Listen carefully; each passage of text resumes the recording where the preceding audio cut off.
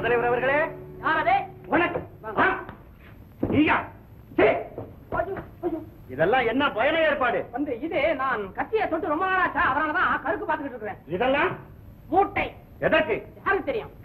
இது நாம் எப்பொழுதும் கொள்ளையடிக்கிறதுக்கு தயாராகணும் இல்லையா, அதனால முன்னேற்பாடு எல்லாம் கட்டி வச்சிருக்கோம். என்ன கடமை உணர்ச்சி. வணக்கம். வணக்கம். எத்தனை தரம்? என்ன நஞ்சப்பா, என்ன விசேஷம்? தலைவருக்கு தற்சமயம் சிறிது உடல்நிலையில் பாதிப்பு. தலைவருக்கு உடல்நலம் இல்லையா? ஒன்று விபரீதம் இல்லை. அதனால் இந்த முறை கடற்கொள்ளைக்கு அவருக்கு பதில் நீங்கள் போக வேண்டும் என்று கேட்டுக்கொள்ள சொன்னார். இளம் மனைவியிடம் இருந்து பிரித்து இவ்வளவு சீக்கிரம் அனுப்ப வேண்டி இருக்கிறதே என்று தூட்டு போய்விட்டார். பரவாயில்லை, தலைவரின் கட்டான் தலைவணங்கி ஏற்றுக்கொண்டதா சொல். ஓ, உத்தரவு.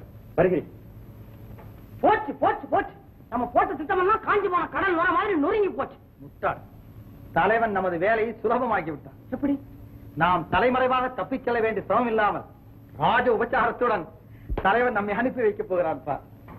அப்போ கொள்ளை அடிக்க போறதா சொல்லி தலைவர் மூஞ்சில வெள்ளை அடிக்க போறோமா?